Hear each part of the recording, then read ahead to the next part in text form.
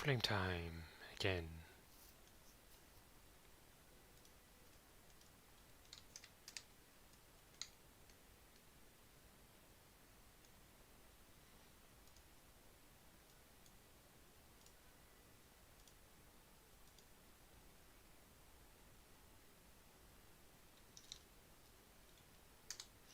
We're going G-Tech now, so that's going to be interesting.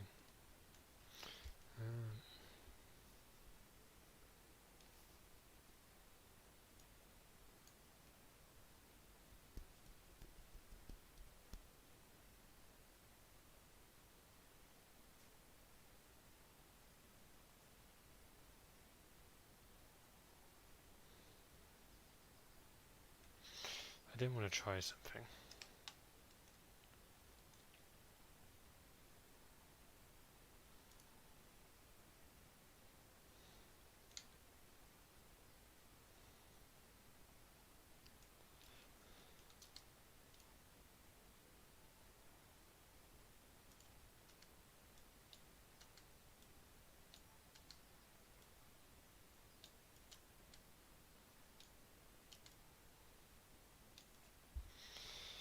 How many is that? 300? No, not 300.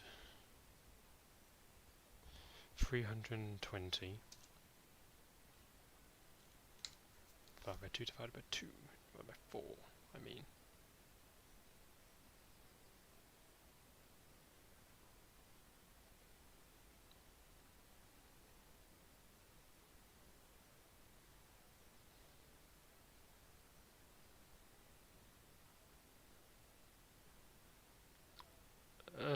What numbers? 302, no, 320. That's camera, not calculator. 302 divided by 4, 75 and a half. Excusez-moi.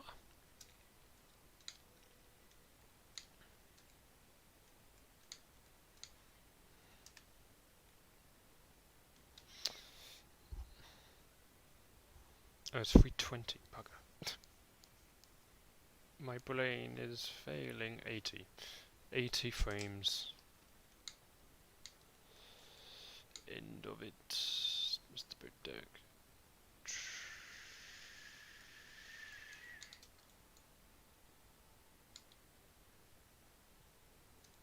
Should have started with FDEC, because I've already done FDEC.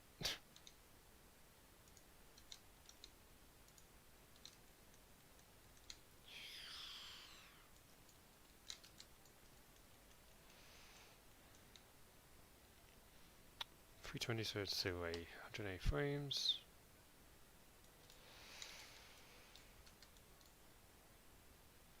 Two 48 divided by 4, 62. 62 frames, 80 frames.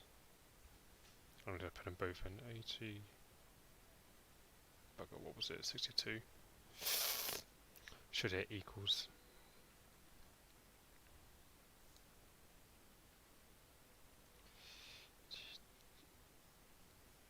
Let's put it like that. I got whiteboard it.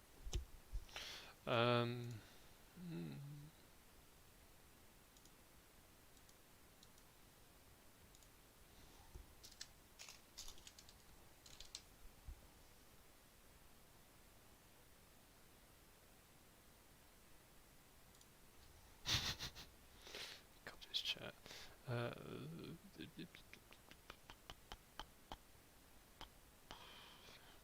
Okay, it's not even a full ship. Need to. My brain failing. I'm just freaking. What? I shouldn't even have this. Oh my god, what am I doing?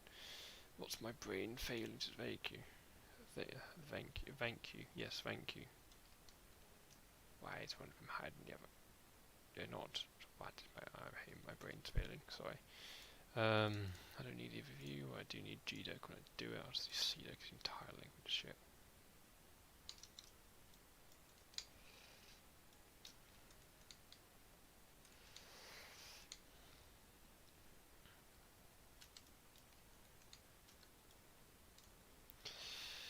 $300 divided by. So can I even be multiplied by divided by 4? 75, we can. 75. And then 320, okay. Plus 80. I think, yes, 80.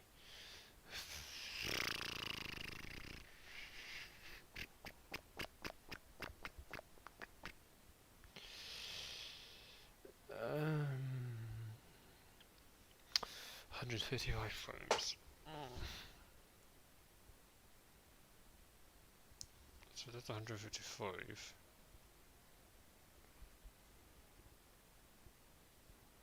What am I even doing? Do I even need... Oh man. Sorry. I'm having a tough time. I don't even need... No, what was I doing with the frames? I can't remember.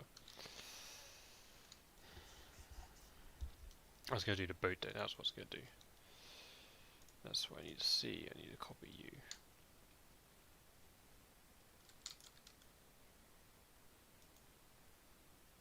I know what I'm going to do. Okay, this is what I'm going to do.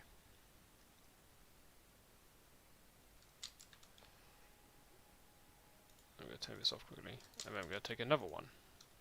I'm going to merge all of these right to the end. I'm going to figure out the center point of these when I link these.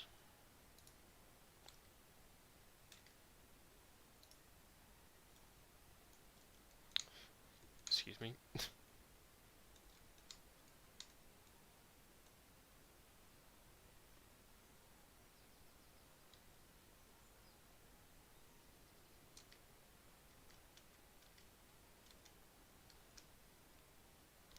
Buttons have changed because I updated the thing.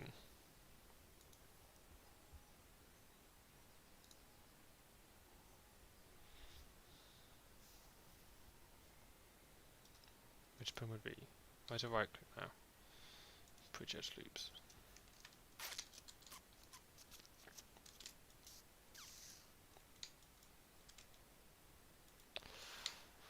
Voila! Now I can basically count how many there are.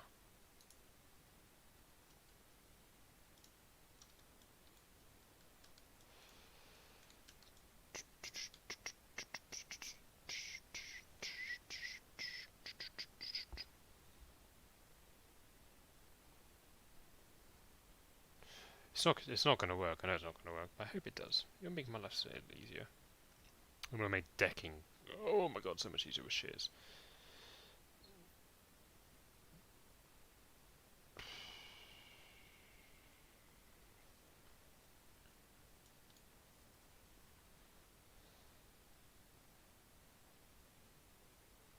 Why is it 3.9? Why is it 3.9?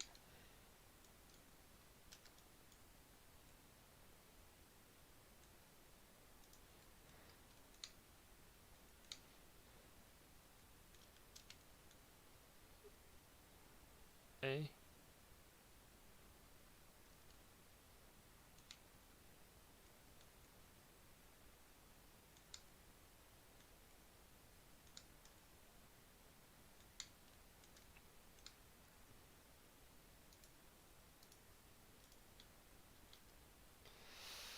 Hold on.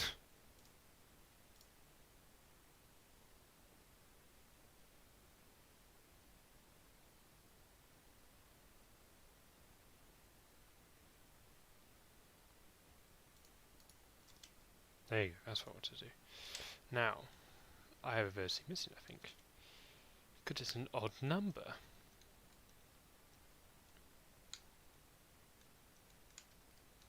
I need to get rid of these anyway, so let me get rid of those, because it's not going to contribute to my number tally.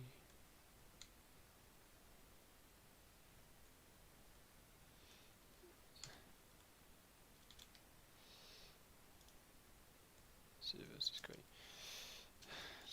Take you, get rid of you.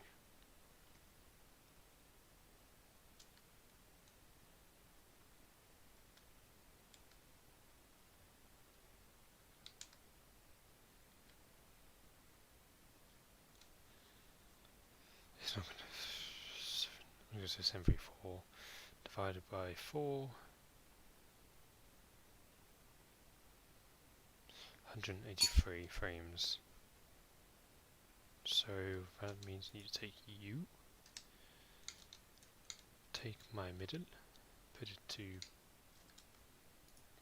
oops, put it at the top of here, for example. You hide, no, not hide you. Hide you, and just move it to position.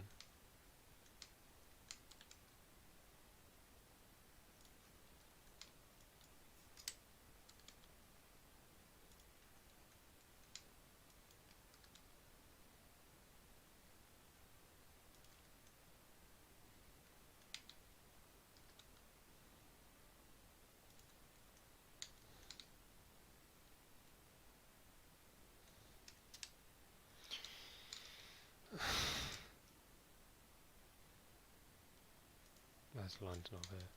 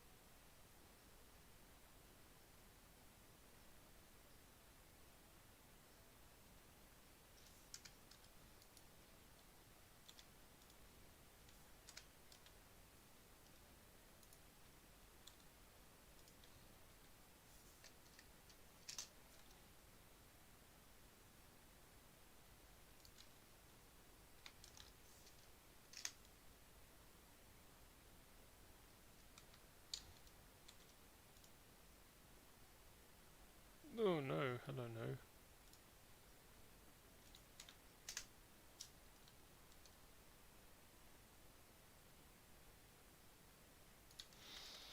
Never mind, didn't work.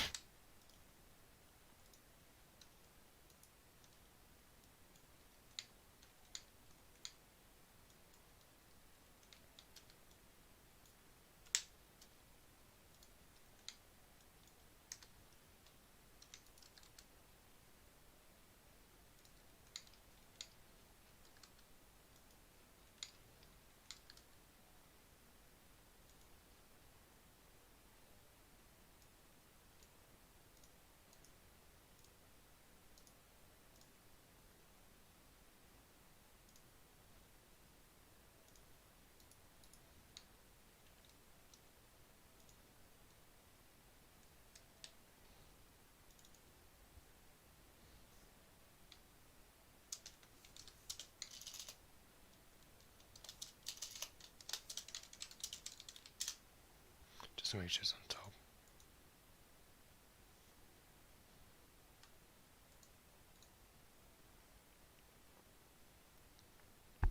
My head.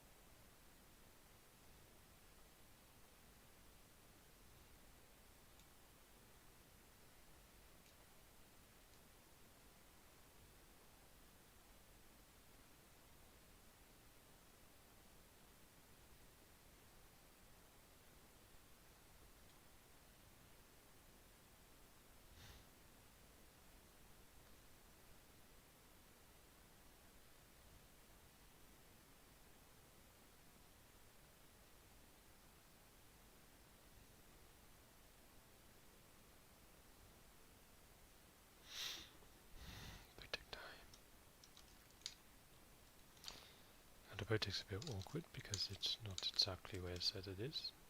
It's very curved at the front. And then it kind of levels out as it's doing well. Nice.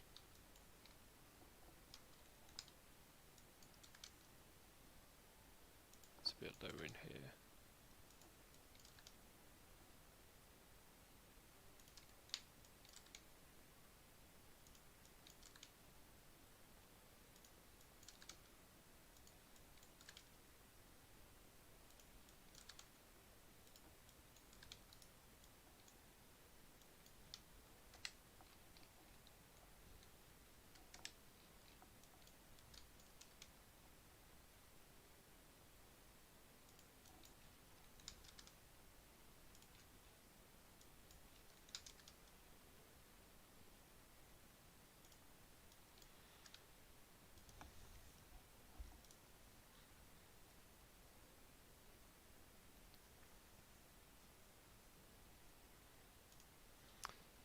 One moment, got a delivery to do.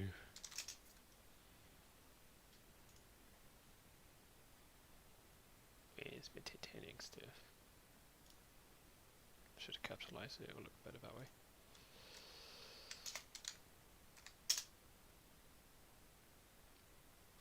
Someone just wants an image of the Discovery documentary, I just can't remember which one it is.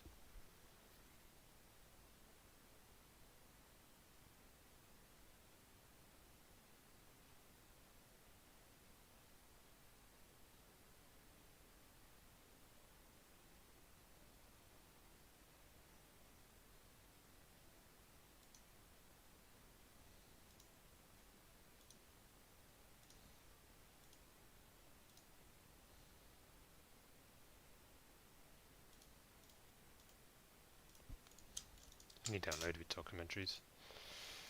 Cement them in my folders.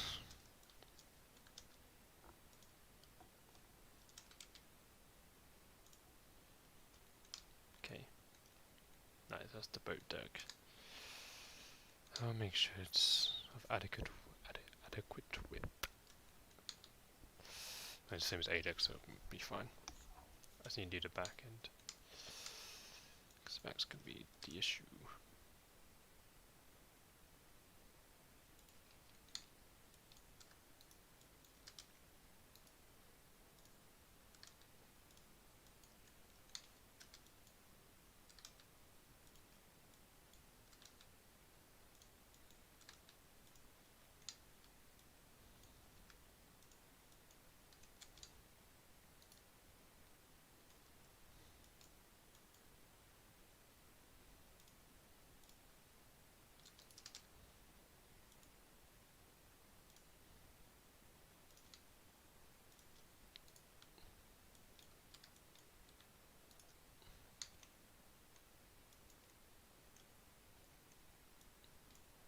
But yeah.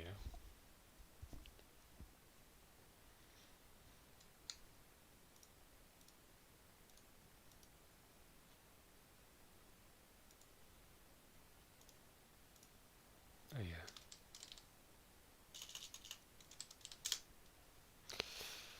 Not listening to that. So I updated Blender, got the latest version, which is nice. Very nice. Oh, I think I found my goblet. Bastards.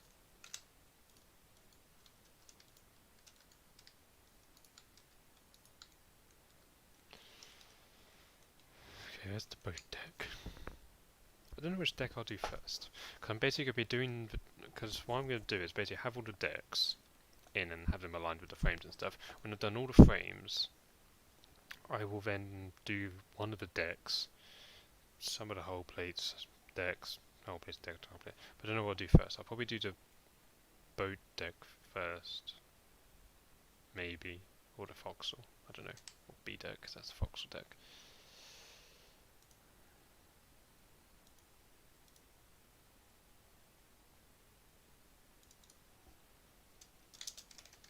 Alita! I'm new here. Whoa, how's it going? I see that you are indeed Alita fan.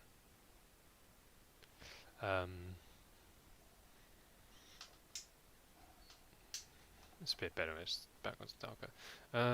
Yeah, how have you been? How long you've... I'm guessing you like Aaliyah, so how long you've liked Aaliyah for? Or at least when did you watch the movie? That's the bigger question.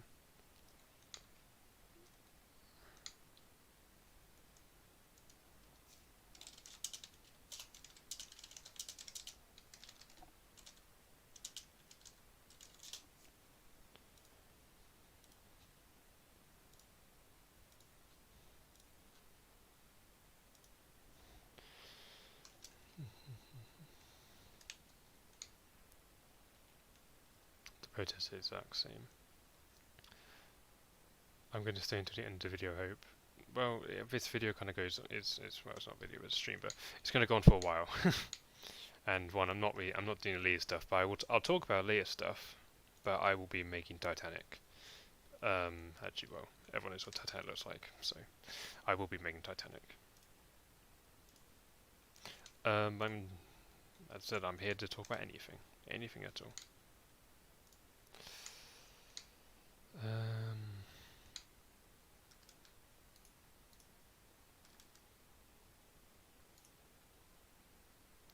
There's something I want to figure out, which is going to help with the model.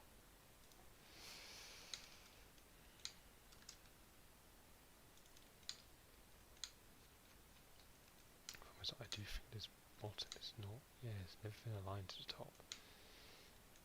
I do need to fix this one bit, so I'm going to have to do that another time.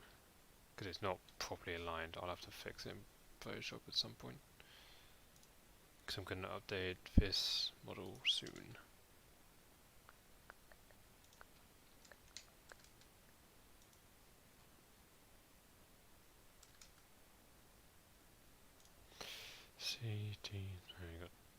This is F duck. F, G.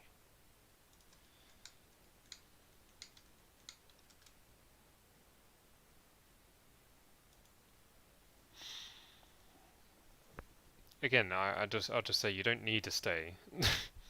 If you've got something to do that's more important, go ahead. I'm not basically saying yes, be here. Your time is my time. I'm not saying that at all because that's just strange.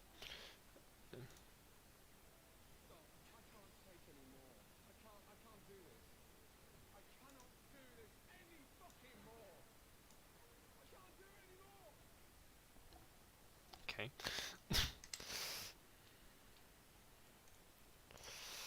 G-Deck. Hello.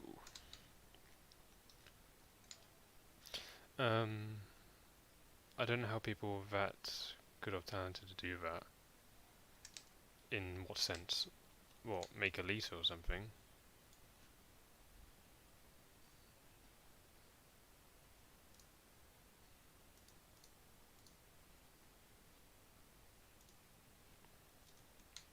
So how do you align it? Just an idiot apparently. If you talk about the modeling is not difficult, it's just taxing. You have to really commit to it, or you have to at least love to do what you're doing. Like, I've been here making this since, I don't know, this is not my first model. When did I start this model?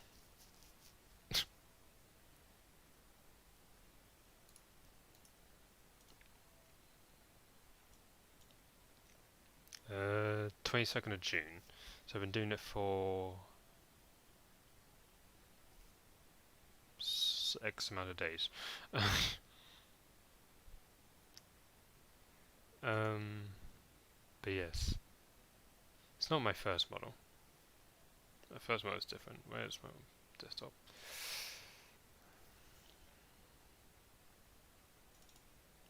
Like, this is... I'll just show you the first image of this.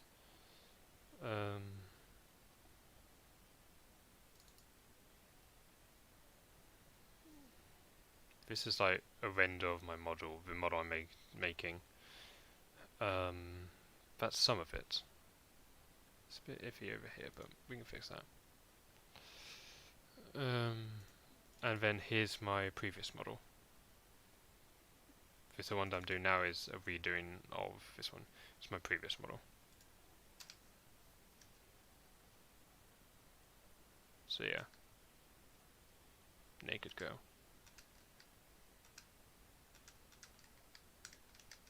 So we just need the lights change.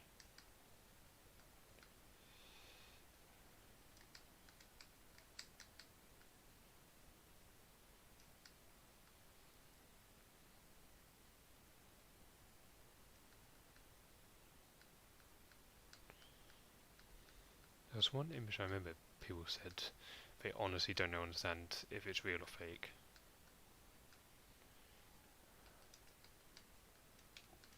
Oh, it's when I changed the funnels. Old funnels, new funnels. Yeah, it was this one. People looked at this one. Because I did a funny filter on it. I basically just made it black and white and added some green and stuff. And people were like, is that real or fake?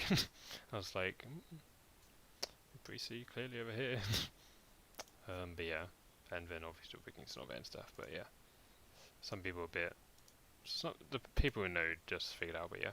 Anyway, I'm guessing you're not here for Titanic stuff.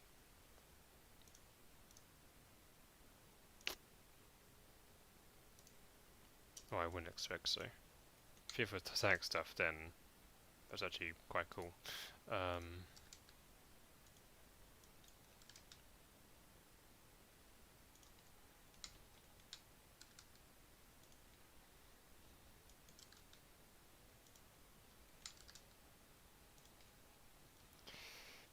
Take it and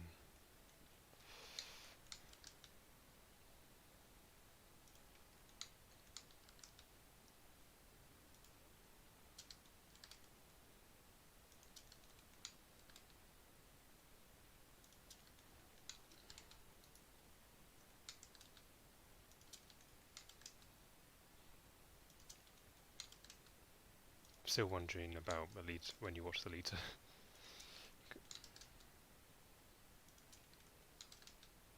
Cause I'm sure that's like why you're here. Can't really give my tip on why though. But like, what's his name? Hugh something from House. Dr. House. He was also in... No, he wasn't in that film. Can't remember. Anyway.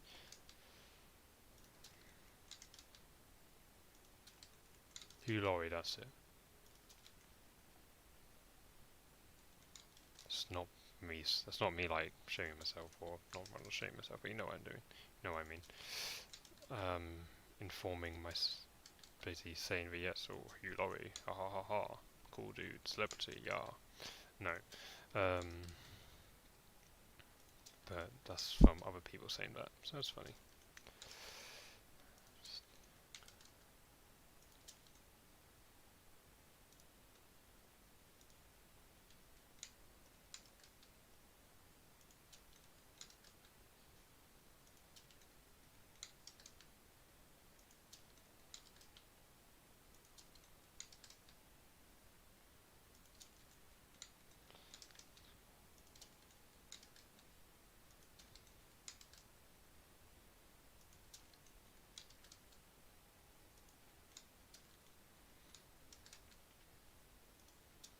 I need to look at the index again, 'cause I always forget like what W means. I mean, it means wardrobe, but yeah, I don't know what FL means.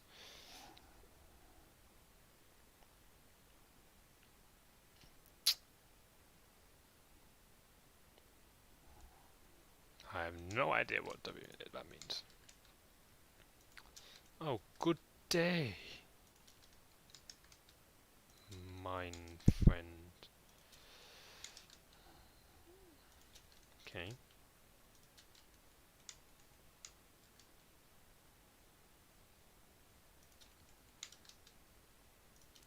I started Californian yesterday, and I showed a picture of it the other day. I don't like the stern. The stern looks weird. So I need to redo the stern, but the bow looks alright. I hope the frames aren't done.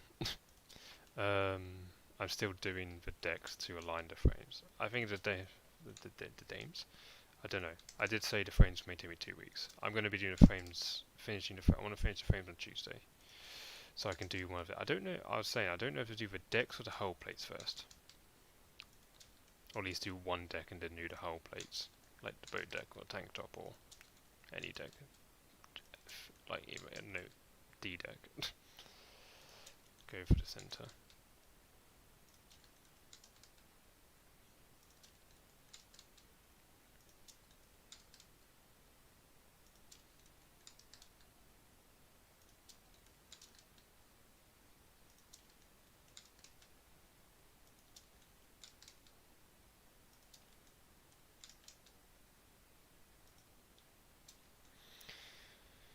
Why did it for California was just copy and resize the shape? I would do that, but the problem is there's so much difference in the shape of it. Like I've got an image of her stern, for instance. I just renamed just the ship pictures and then make another folder of Titanic.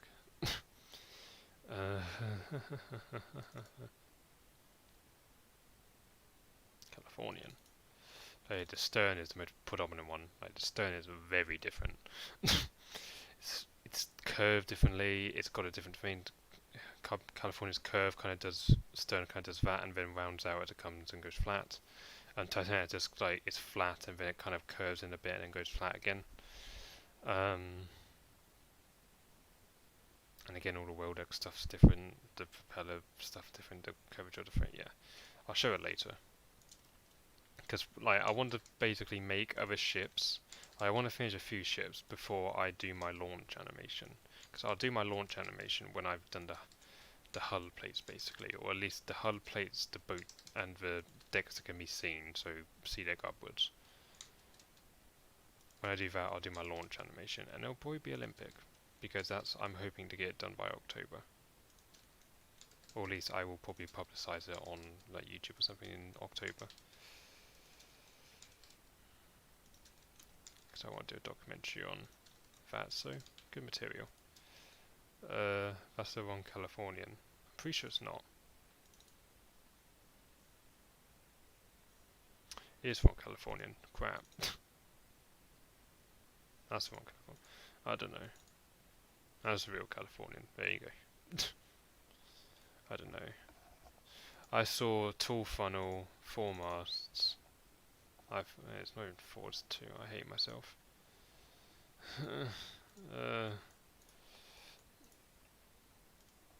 No. Where is it? Folder. Okay, okay. Very fine. SS Californian stern.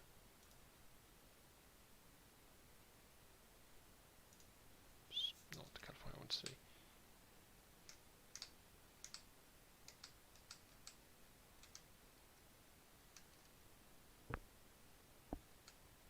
So it's not California. I think that was the Mount Temple. I don't know. I don't know. I meant New stern. I will do. Screw it. I'll save it and I'll open it if I can open it. It's not going to be on my recents because. Hello. Thank you. Californian.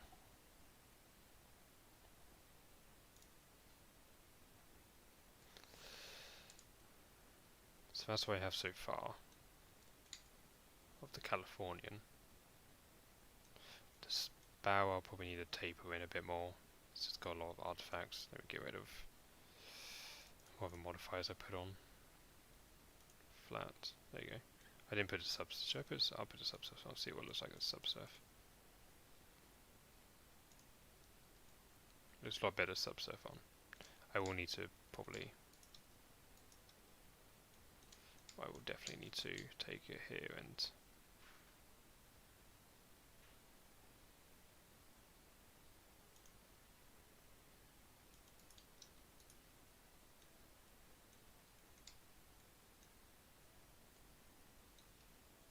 There you go. Stern's not great. It's not too bad, but it's not great again.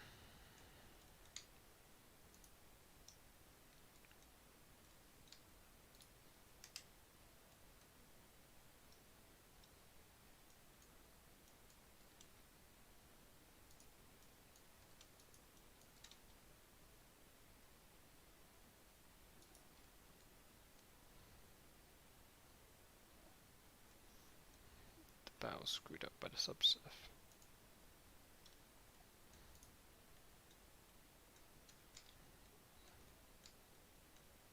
Anyway, I just spared it without subsurf. It's just the bow I don't like. The stern, it's not too bad now. I don't like the bow. Anyway, let me go back to VSS California. California, of course. Sorry. Open recent frames. Save.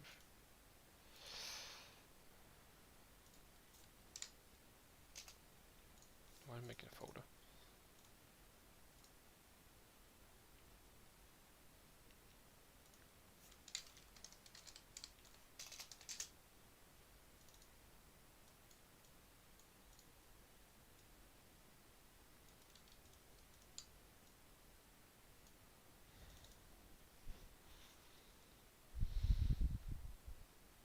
Cool.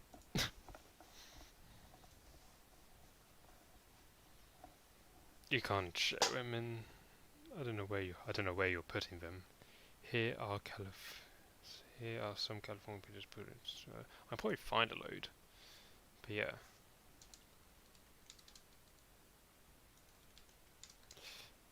Yeah. Ooh, bugger. I'm also doing I'm also gonna start a series on like how to make chips and stuff. My process from start to finish with the Californian. It's gonna have a bit of a different tone to it than a lot of other stuff, but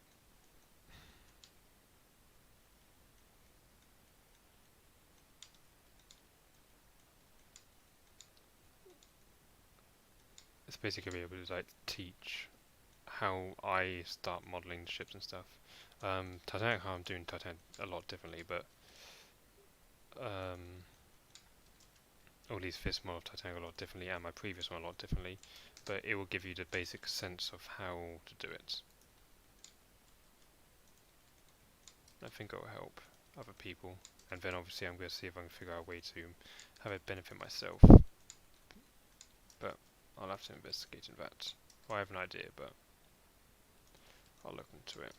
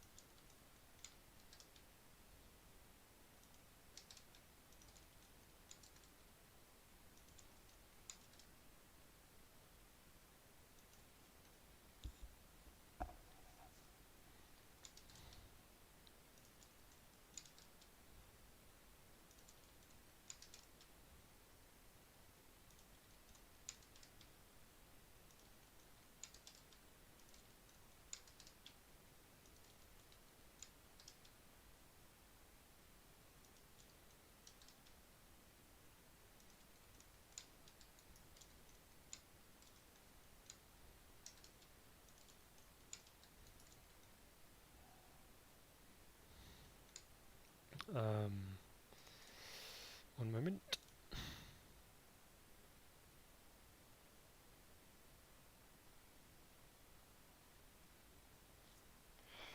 I use A8361, no, A8, A hash or hashtag A83641. Don't know why I did this. That's what I used.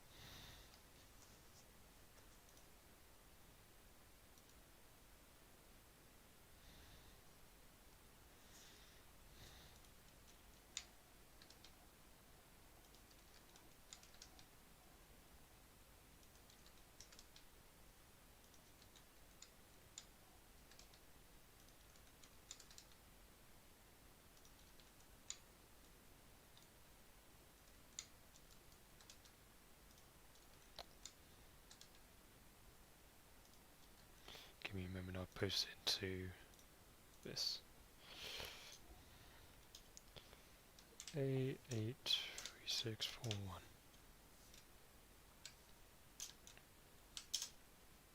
There you go. I put it into the modeling chat.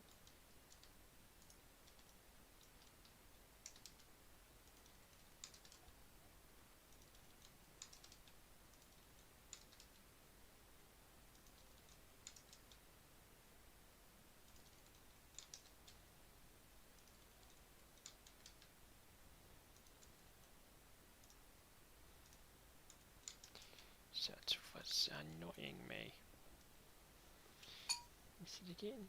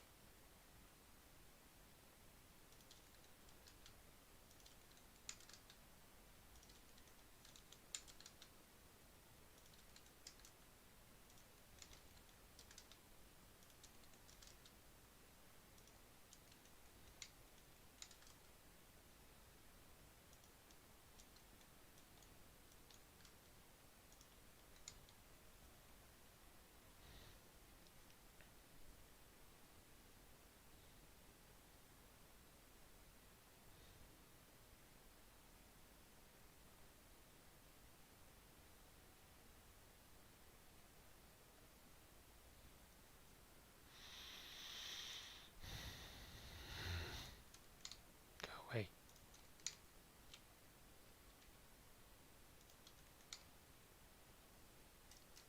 Beautiful.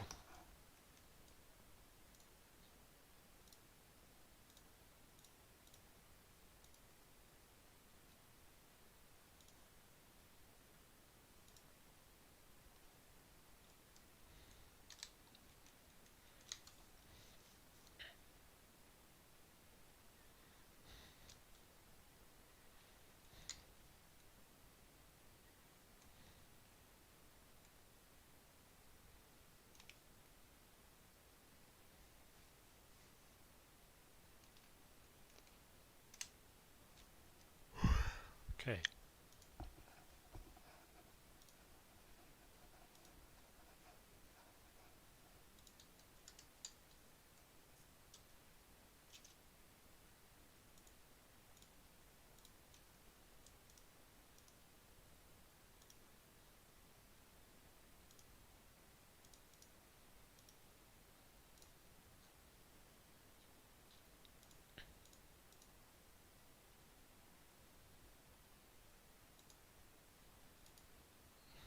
To spin. Zoom.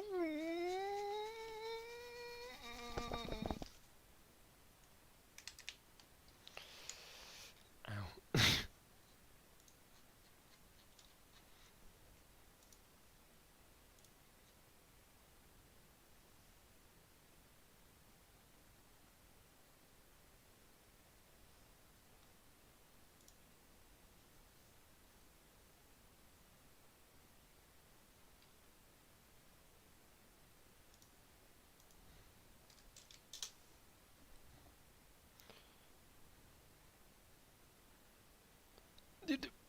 Where? Actually, I can afford it, but I've got stuff I would need to rather do.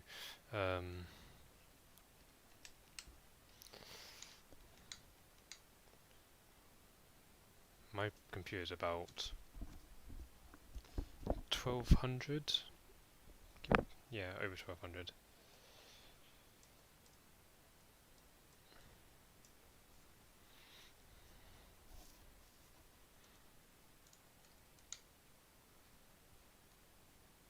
Okay, G deck. Where's my pen? G deck. Done. Did I even do E and F deck? Yes, I did. E.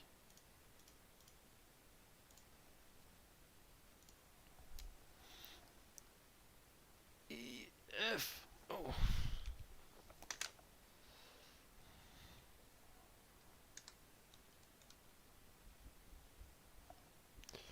I don't even have the low all of deck on my pads. Stupid me.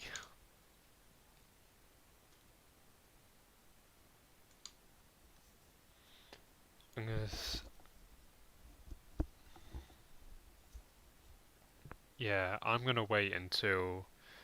I'm gonna probably get a 2080 first. When the 30s come out, because it's gonna go a lot cheaper. Then I'll buy the 30s when the 40s come out, probably, because I'm cheap like that.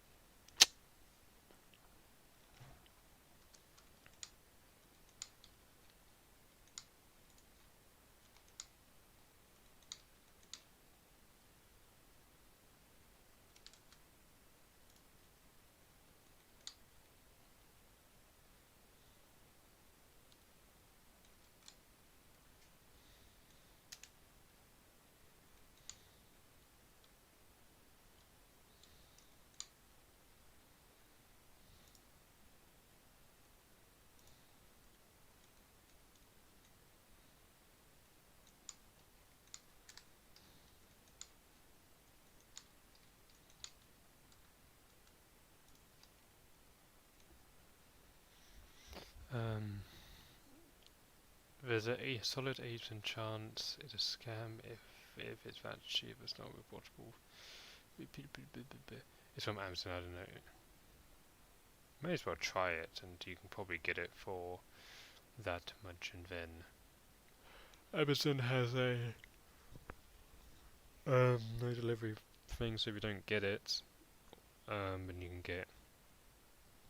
can get your money back if you send it back to them, or send it back to their headquarters or something. They can expect it and give you your money back.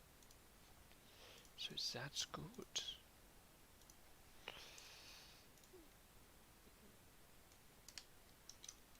Okay, I'm going to do the low or left deck because I didn't do that off now. I don't do the full all off deck, which is that bit there. No, wait. This is the low all of deck, sorry. My brain failed. Draw a deck, I try and need G deck for. Is this bit here.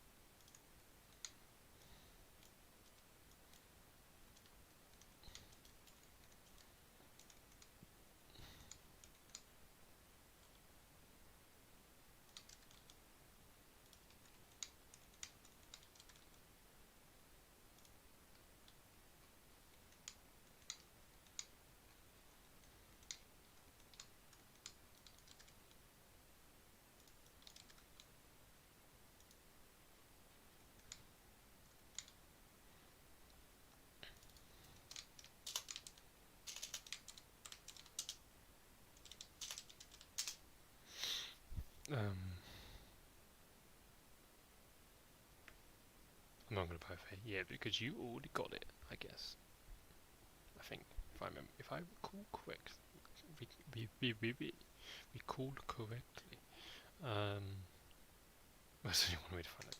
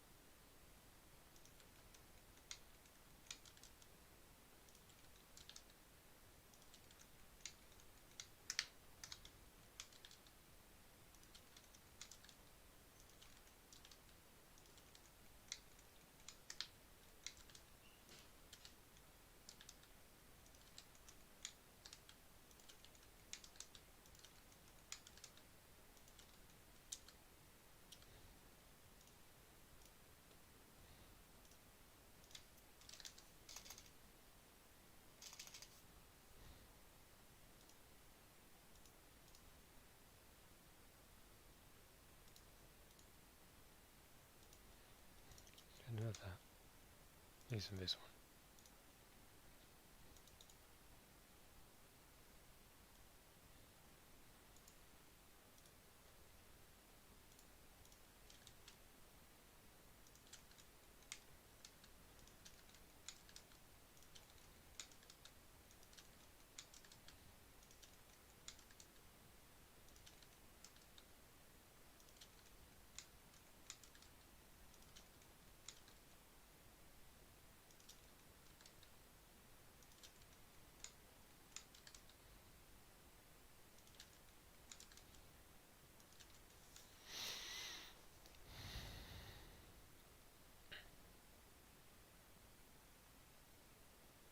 What do people want from me?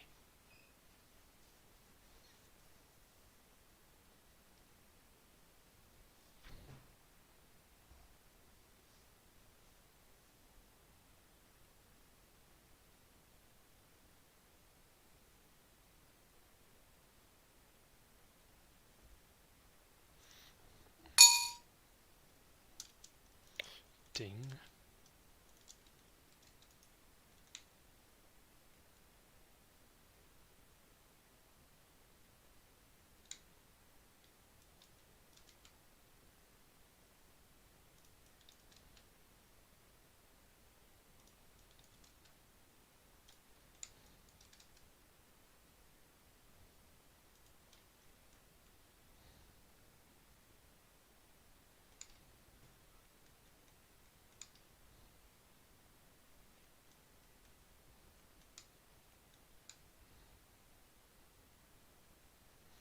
Yes, they're using the Harlem Wolf deck plans.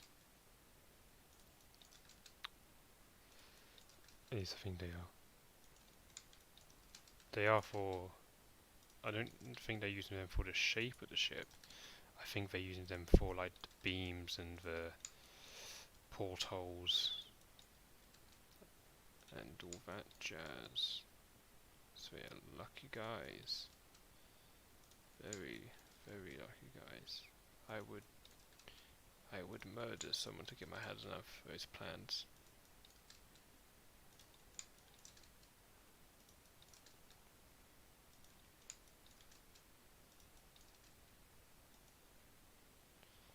So if there's like a fight between who gets plans and who doesn't, don't be around me because I will kill you.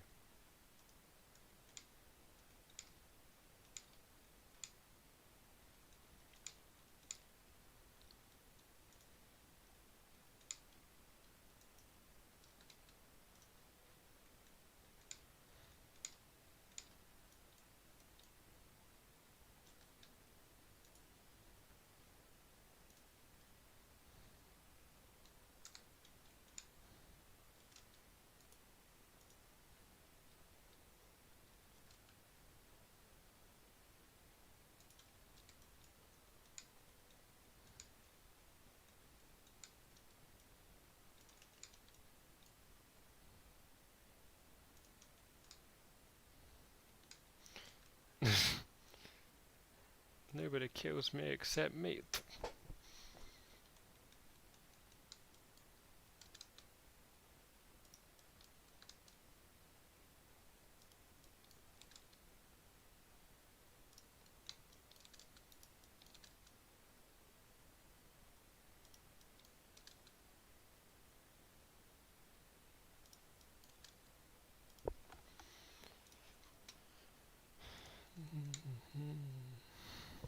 My nose.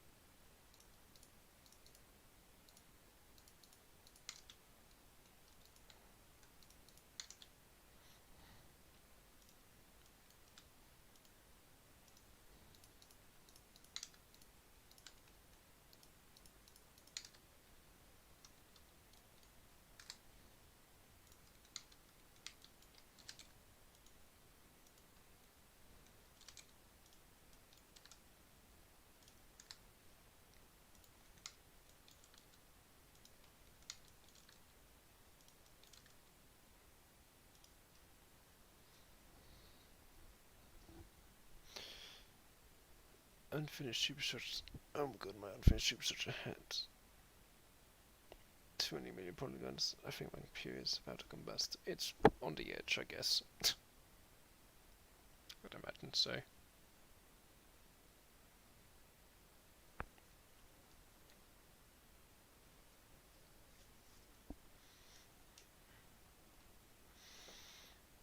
Do you want to...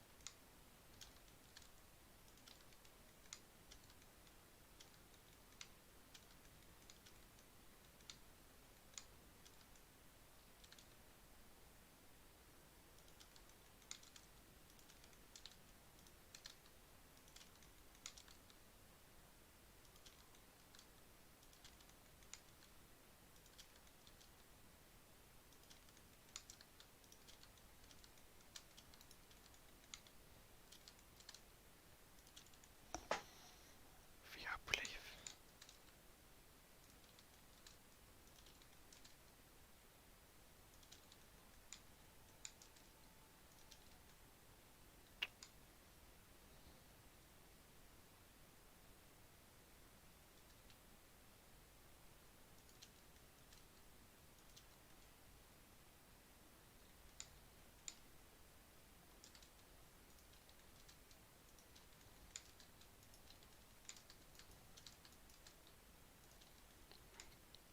Actually, what ship are you doing? But who's doing Botanic? Helon's doing Botanic.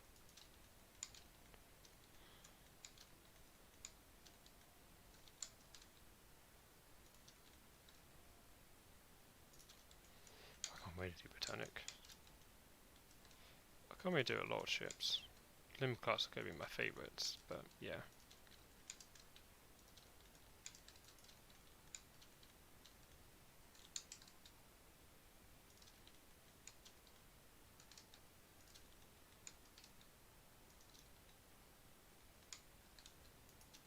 Wait, what? Come again?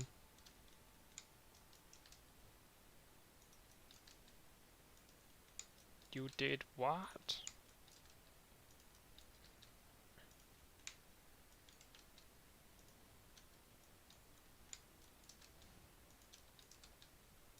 What did you delete?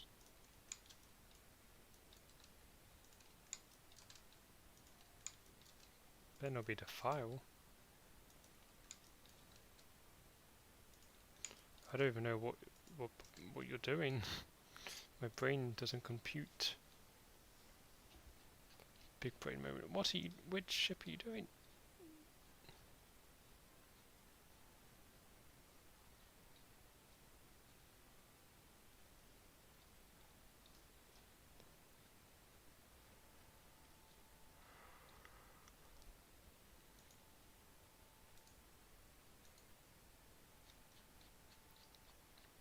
Answer me.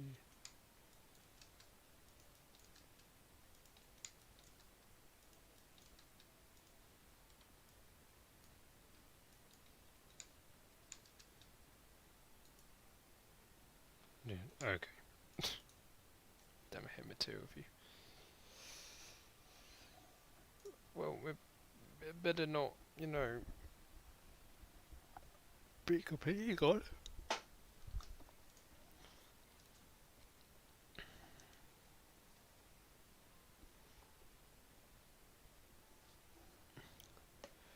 Wahata. Vlahata. No, it's not how you say it, but still it's funny.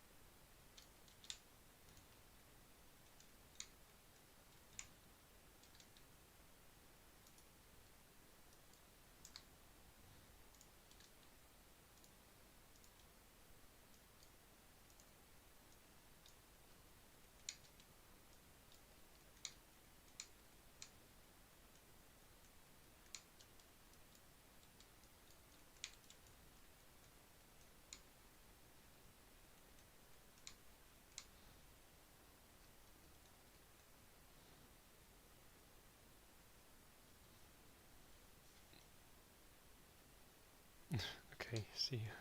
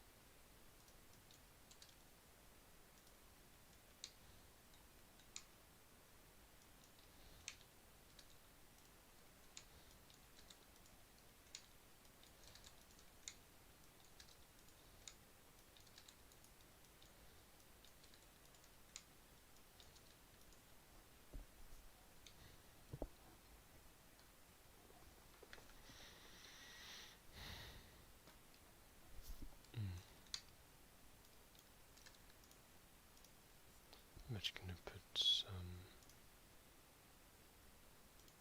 documentalies on. Okay.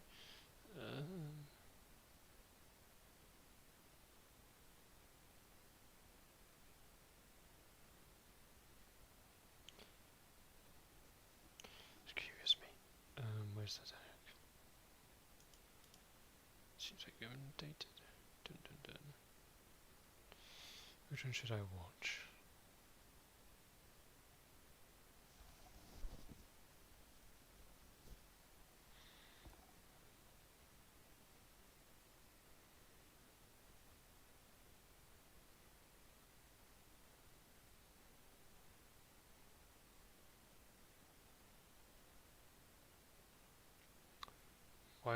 Why do chat today? It's just YouTube. Let's get darker. It's just YouTube being annoying. That's why it's darker. So it's not dark, it's yellow. It's just YouTube being slow. It's always YouTube. A stream is completely fine.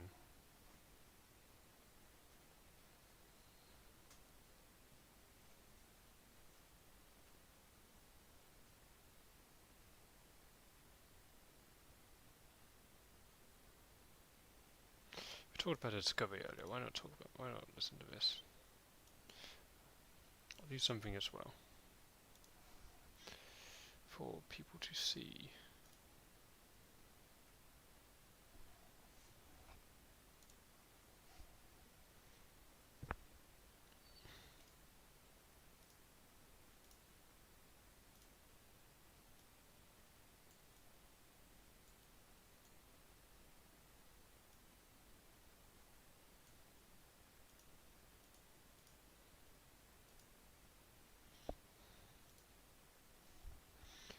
We can listen to it again together.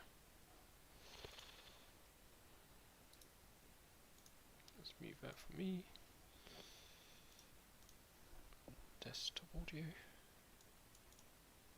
Welcome, ladies and gentlemen. It's great to see you all here. This is really a special occasion for all of us for a whole lot of reasons.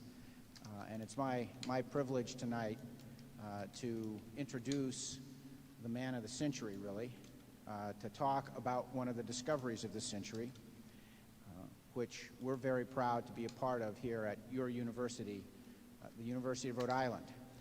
I could say a lot of things about Bob, and I'll only say two to keep this introduction short so we can get right to Bob's presentation. One, Bob is probably the only member of any university faculty in America who could attract as many people to this arena as we sometimes get in for basketball games or Dana Carvey.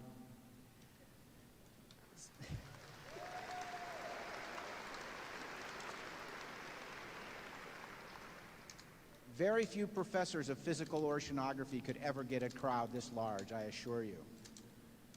The second thing is Bob, as you all know, has an incredible legacy of exploration, discovery, and world-leading science as part of his contributions. But I believe that one of his greatest contributions to science, one of his greatest contributions to the future of our country, one of the greatest contributions to the University of Rhode Island has been his legacy in terms of the thousands, literally thousands of young people all over the world who have been excited and energized and become passionate about the exploration of our planet, about discovery, and about science as a result of Bob's work and his tireless efforts to make sure that that work is communicated to everybody, especially the young people of the planet and of this country in particular. Without further ado, please join me in welcoming Bob Ballard.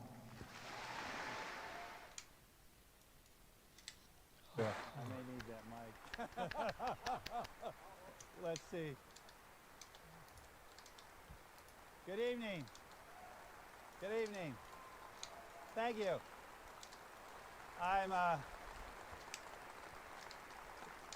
Is my mic working? Can you hear? Okay, there we go.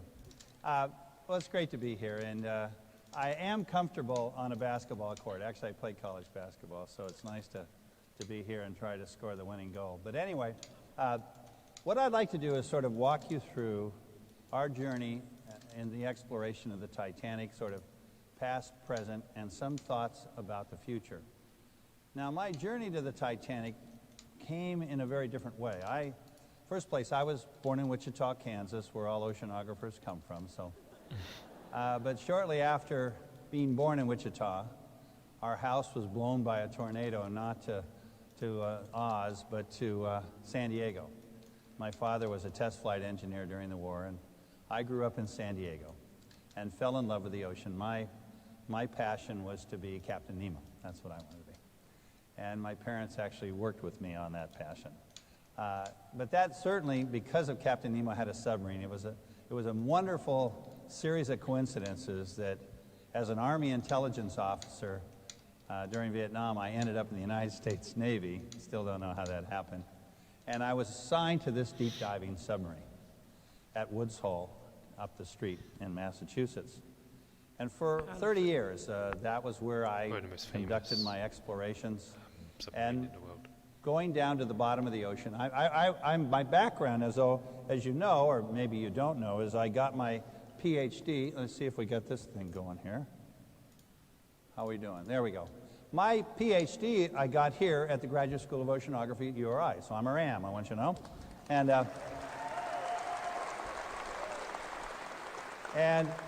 so my degree was in marine geology. I had a passion for exploring the bottom of the ocean. And to do that, the best way to do that was to climb inside this little deep diving submarine and go to the bottom of the ocean. And I did it for over 2.5 decades. I made hundreds and hundreds of dives going down in this submarine to explore the bottom of the ocean.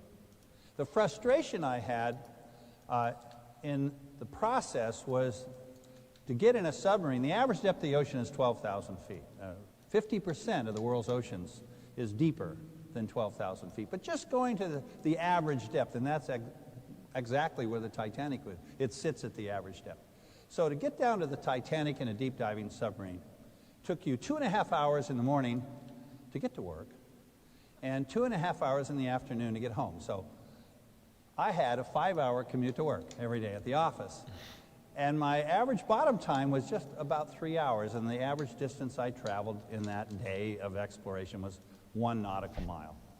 So very frustrating because I spend more time going in the vertical than in the horizontal. And so I began to dream, and I actually published this cartoon in the 1981 issue of National Geographic magazine. And it was about a whole new way of exploring. We call it telepresence. Instead of sending your physical body to the ocean, which is fragile and must be protected by a pressure housing, we wanted to literally have an out-of-body experience. And that is to send our spirit. Our spirit has no mass, it can travel at the speed of light, and it's indestructible. And in fact, when I look at my body and I look at my hand, I don't think of that as me. I think of it as an amazing piece of machinery, but I think that my spirit is the important part. And so the whole idea of this technology was to literally leave my body. And in fact, the final example of that would be what we just saw in Jim Cameron's movie Avatar, when the person left his physical body and went into a Navia's body. And I'm assuming a lot of you saw the movie Avatar, because to me it's a very futuristic look at where I see the technology taking us. And if you remember, the person was transported into this new body, and you may remember the first thing the person did when he found himself inside a Navia's body was to get up and run out the room. And the reason he got up and ran out of the room is because in his human body his legs didn't work. But in the Navia's body he had legs. He didn't care that he was 9 feet tall and green. He could run. And this is really where we're talking about. So what we're doing here at URI and down at the Graduate School of Oceanography is not only pioneering exploration of the oceans, but really pioneering a fundamentally new paradigm in how humans are going to be acting. I have a young boy and a young daughter who are, live in the cloud. And my son's girlfriend presently is in India doing an advanced course in yoga or something. And I go into his room, and his laptop was up, and there's his girlfriend on the laptop, and And she's got her laptop up. And they weren't even talking to one another. They were going about doing their own thing in their room, but then they would periodically come over and chat. And then they would go back to what they were doing. And I asked my son, I said, "Hi, Lyra," that's his girlfriend. I said, "Ben, can you give me the latitude and longitude of where you are right now?" He said, "Dad, I'm in the cloud. It has no latitude and longitude." Now, those children look like us, but they're really not us. Okay. They're aliens, and they are the generation that are living in the cloud. And that's what this technology is really all about. It's about living in the cloud. And we began to develop this technology, and this became the modern version of the design. And this was the design where I began the development of this technology. But the concept behind it was, instead of sending my body to the bottom of the ocean, I'd send my spirit. And that would become my Navia, an underwater version of an exoskeleton. That would become me. And when I'm operating Hercules, I actually think I'm in Hercules. So this was the design paradigm. And we began to develop this whole new way of developing our exploration, because the beauty of this technology is, once you put the vehicle down, once you put your Navia down, your exoskeleton down, you had no reason to bring it up, because you could move spirits in and out of it at the speed of light through the fiber optic cable.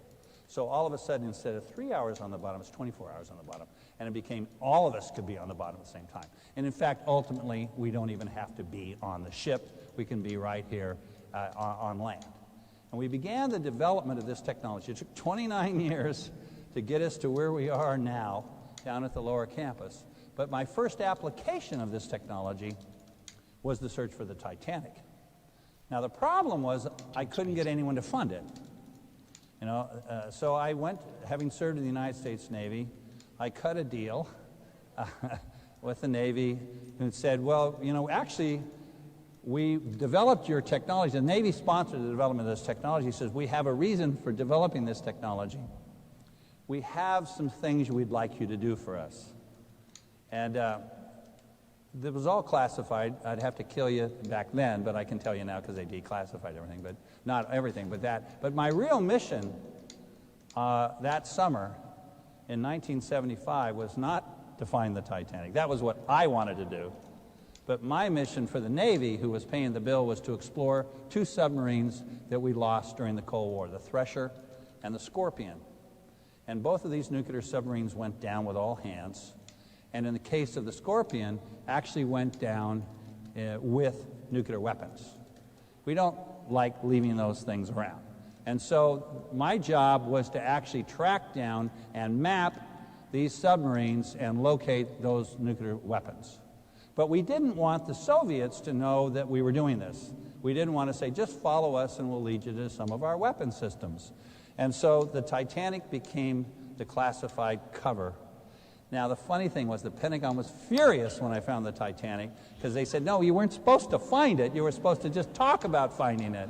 And that was quite a day in the Pentagon when I discovered the Titanic, and the E-ring was buzzing with that discovery. But I did learn something very important about the Thresher and the Scorpion that led me to finding the Titanic.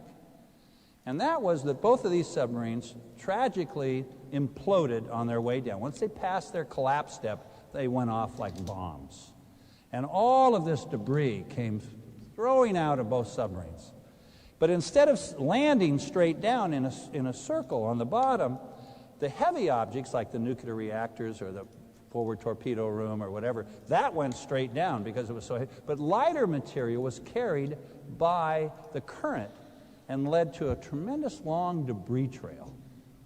And that gave me the idea, because see, when we did this, the research on the Titanic, all of us, I was the fourth attempt to find the Titanic. There were three other groups, actually 4 other times, that went out to search for the Titanic. And we all had the same database. We all knew the story of the Titanic sinking. And we all went into the literature, and we all looked at all of the California and the Titanic and the Carpathia, and all of us looked at this database, and to give you a sense of scale, that's about 10 miles right there. So that's 10, 20, 30, 40 miles. That's a big piece of real estate. Also, not only was there a lot of uncertainty, no one believed that the Titanic sank where it said it sank, When it sank, as you know, it first sent out its come quick distress signal, but it was the first to ever send out an SOS. But it gave that location, and you can see why all the ships came to that location, because that was what they reported to where they were. None of us ever believed that the Titanic was here because it hit the first iceberg it ran into. So we all believed that it sank on the eastern side of the ice field. See, the ships had stopped like the California, so everyone believed that that would probably be the western boundary. And it was actually the Carpathia that became the critical piece of information. Well, there are two critical pieces of information in figuring out where the Titanic went down. Number one was the Carpathia. The Carpathia had actually crossed, it was going the opposite direction that night.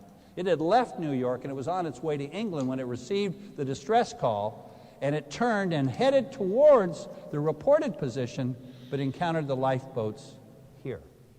That was a critical piece of information. The other critical piece of information was the ship that didn't do anything, the California, that sat on the horizon and did not respond to the Titanic's distress calls. But what we got from its logbook was the drift of the current that night on a bearing of 170 at a speed of 0.7 knots. So we got the bearing of the Labrador current and its speed, and that became critical in our hunt, and I'll explain that to you in a second. But this was basically the search area that all of us had, 100 square miles, with the lifeboats coming here. Now the traditional, so here's the Carpathia coming and picking up the lifeboats. No one ever, like I say, we did not put the reported position even in the box. So that was the search area of the Titanic. The problem was, running through the search area was a submarine canyon. So we had a deep canyon running through it, so it's like losing it in the Grand Canyon. It's a very different search strategy than out in a parking lot. So now we had a possibility the Titanic could be hiding in a canyon. Now the traditional way to search for anything was to do what we call side scan sonar. Okay, and the idea of a side scan sonar, think of it as if you were mowing the lawn. A side scan sonar looks out to the left, looks out to the right, and it goes along and it mows along. So think of that as this is my blade of my sonar. And then I turn around and I overlap my tires and I just mow the lawn. Back and forth until every blade of grass is cut. And the problem is when you introduce a canyon, you have to do tighter lines because there could be a shadow zone here. The Titanic could be hiding up against the wall of the canyon, not seen by the sonar, so it would have to come in with another one tighter in, which makes it even more lawn mowing. So instead of mowing 100% of the grass, you have to mow 150% of the grass. So it becomes a very laborious search pattern. I'll get to this in a second, but that was the traditional way of finding things. And the first effort all used side scan sonar. Now, our partner in this discovery were the French. They actually were supposed to find the Titanic. When I teamed up with the French, I knew that previous searchers had 60 days to find the Titanic. And I knew that by the time I finished my military operations, I would only have 12 days. So I only had 12 days when my competition had 60. So I invited the French to help me find it. And they were supposed to find it, and I was supposed to film it. And so they had one of these side scan sonars, and they went out and they began mowing the lawn. Okay, so there's the original box. We later expanded it. And the idea of the French was to mow the entire box. Jean-Louis Michel says, I'm going to mow every blade of grass. Now, the reason I'm standing here tonight talking about the discovery of the Titanic is because on the first line, the French went south and the wind and seas pushed their ship slightly to the south. And they missed the Titanic on their first line by 200 meters.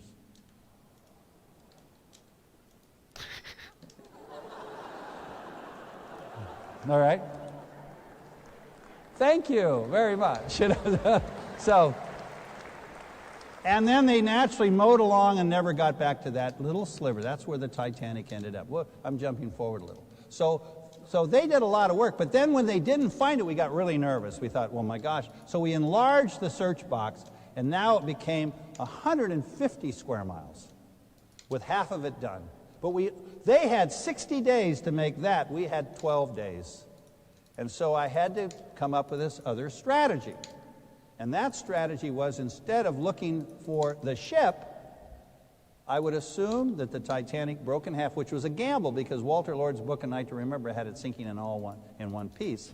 But an eyewitness said it broke in half, Jack Thayer, and I went with him because it fit what I needed to break in half. So I gambled.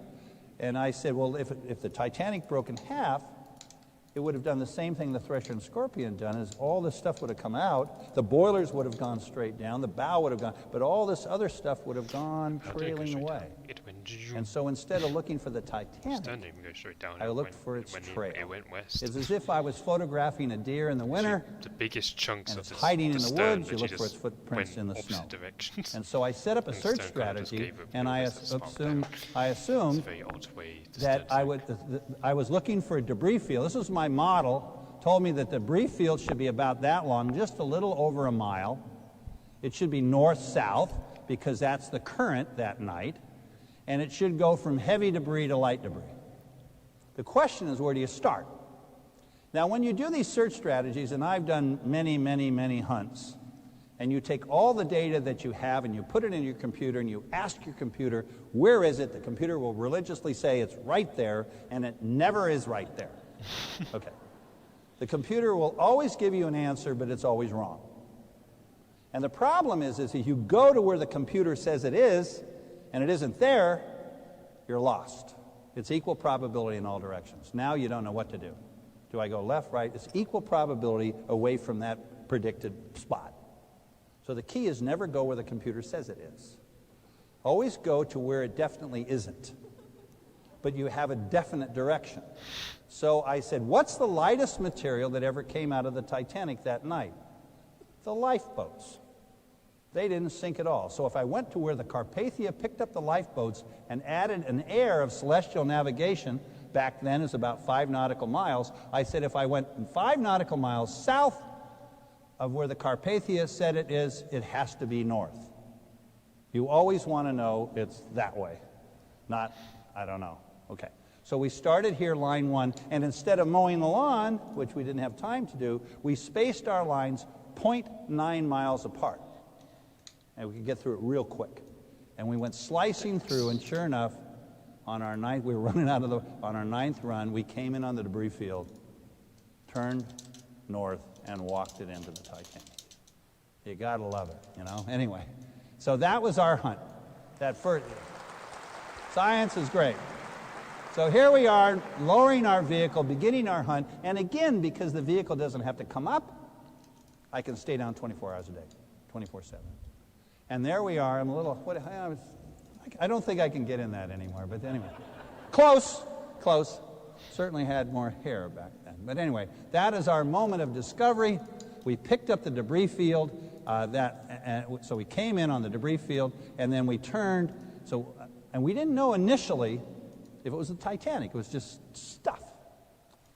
And this was the same place that the convoy routes during World War II, years later, and they sunk a lot of ships, the Germans did. So we actually expected to find other things. So when we came in on this debris field, we didn't know. But then we came over the boiler. And we had a picture of that boiler on the wall. And we knew we had it. And then we walked it up and came in on the bow.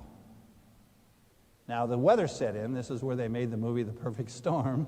So we had to clear out. We got blown out after a couple days. They only had 4 days to look at the ship. And then we had to wait a year to come back. And we came back with our submarine. We brought our first little robot, Jason Jr., a miniature version of the one we were going to build, JJ. And we went down to the Titanic and relocated it, and then did a marvelous exploration of it with our vehicle system, little JJ. And we went down the grand staircase. I'll never forget going down the grand staircase.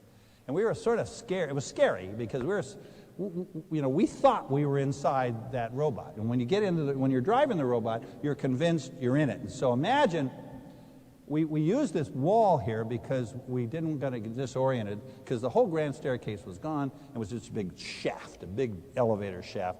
And we went down it, and we're imagining us looking at our screen, but we think we're inside the robot. And we turn, and a light comes on in front of us. I mean, talk about extraterrestrial. I mean, a light came on in front of us, and we first place we about had a heart attack, and then we realized, well, oh yeah, that's the robot, it's not us. We can now, so we went over and we looked at where the light, and it was actually a chandelier shining our lights back at us. That was sort of frightful. But anyway, but that year, we made a complete mosaic of the ship. And we made a complete mosaic of the ship and published it in National Geographic magazine. And I'll get back to that in a second. Years later, now, we now sit on the sidelines for years and years and years, and we're watching all the salvagers, all the grave robbers going out. We're watching all the tour dives. Hundreds and hundreds and hundreds of dives are being made on the Titanic, mostly by France and Russia. And so finally we came back in 2004, and we says, let's go back and see what's happened to the Titanic since our discovery. And we went with a new version, and that became the system we have here, the Hercules and Argus system. This is the present generation vehicle system that I now have. This is my new exoskeleton. I love it. I love being inside this robot. And so we went down and we explored. We brought a giant lighting system called Argus that is sort of the eye in the sky, but it also gives us this beautiful view of what's beneath us. So we work under the lights of this artificial sun.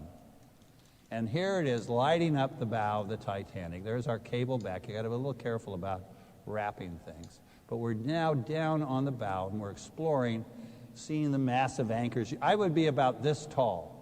That's how big these anchors are. They're gigantic anchors. And we made this, we collected, you just saw some of the footage as we were getting ready to do the program. We collected 250 hours of imagery, and it was quite amazing. This is where Leonardo was standing when he says, I'm king of the world. But anyway, this is up on the bow. But it was quite miraculous. But we could start to see what the beauty of the ROVs, as opposed to the submarines, and I'll talk about the damage they're doing. The ROV, you can hover. You can get within an inch of something. And look how close we are to the telemotor, because the ROV it's not in contact. It can get extremely close. It looks, but it doesn't touch. And then we put it in what we call closed-loop control. This was our mapping, so there's our depth. And we began doing a systematic mosaic of the ship and created a new one, okay? So now we've got one that are almost 20 years apart. So we can now put those two together and show you what's happened to the Titanic in time. And what we've seen between, now this was done film, this was digital, but I'll be blowing this up, but you could see the damage being done by the submarines. Crow's nest, no crow's nest. Right here, you can see where they're landing. And the important thing to look at is to look at where a submarine can land and where a submarine can't land. And where they can't land, there's no damage. They're identical. Where they can land, you can see all the damage. And that's what we've been able to document, is the damage. That is where a submarine lands. See, it crushes the deck, exposes a fresh surface that's orange. So whenever you see orange, you know that's a recently exposed surface of the Titanic, and most of the time caused by a submarine. Here is the crow's nest. When we saw it, the French knocked it off. This light there, now on display. So even though they said they didn't take anything off the Titanic, they were dumb enough to take the ones and show them, and we have pictures of them attached to the Titanic. This is all this damage where submarines are landing up by the Marconi room. See all the damage? Amazing amount of damage done by the submarine. But see, we're able to hover and not touch at all. I don't have any problem of submarines visiting it. If you have a spare $63,000, you can buy a ticket. But I have no trouble with people visiting. But you don't go to the Louvre and stick your finger in the Mona Lisa. And that's what we're talking about, is trying to look at how do we move forward in conservation preservation. And I'll talk about it. Trash everywhere down there. all sorts of trash. I mean, the protocol when you're above a historical site, you don't dump your trash. And the salvagers, when they pick up something, they have to leave something of equal weight. So all around the Titanic is just the trash that they've left from their salvage operations. Everywhere you go is all this trash. And the thing that really disturbs me most about it is when we were exploring it, everything down there is gigantic, and you can get quickly sidetracked on big things. But to me, the most compelling images are images like this. That's where that was a body. Remember that after the Titanic sank, the Titanic went to the bottom 45 miles an hour and crashed into the bottom very quickly. But the people, the water was so freezing cold that night, and it took about 20 minutes for them to die. If they weren't in a lifeboat, they died. They died in about 20 minutes, 25 minutes. If they had a life jacket, many of the bodies were found, and most of them are buried in Halifax. But many people didn't have any lifeboats, life jackets. Hundreds and hundreds of people died, and then a rain of human bodies came raining down all across the Titanic debris field. Animals quickly found them and removed their flesh. And the deep sea at that temperature is undersaturated in calcium carbonate, which is what your bones are made out of. And the skeleton will actually dissolve in the deep oceans. It takes about 5 years. But what's left behind, where it used to be attached to the body, are the shoes, because of the tannic acid that goes into the leathering process. So everywhere around the Titanic are pairs of shoes, of sailors' shoes. This is pretty powerful, a mother with her daughter that died together in a second-class cabin. We can tell by the bowl and the tile. My position is you don't go to Gettysburg with a shovel. You don't take belt buckles off the Arizona. There was nothing to learn. All the artifacts in the Titanic were identical to the artifacts on her sister ship. So if you want a teacup from the White Star Line, get it on eBay from the Olympic. My vision is actually to turn the Titanic into an underwater museum.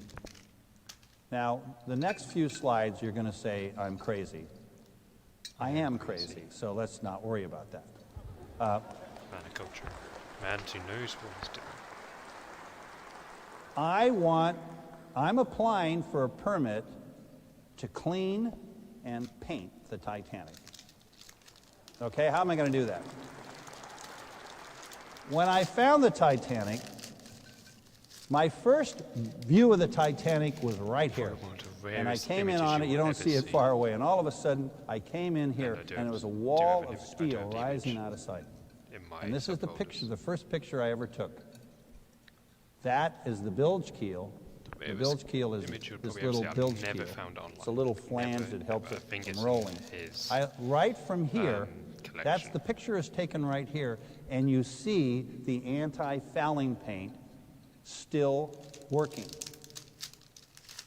This drip's coming from way. There's no marine fouling, and there's no rusting of that surface. Now, obviously, they didn't think to paint the whole ship anti-fouling paint. But we now do that with super tankers. When we build super tankers now, they're so large we can't dry dock them. And there actually is technology to clean and paint super tankers underwater. And the kind of technology they use both above water and below water is they have these little cleaners, and they go on with a magnet. They attach to the hull, and they just go along, and they clean the hull. Here they are, just cleaning the hull.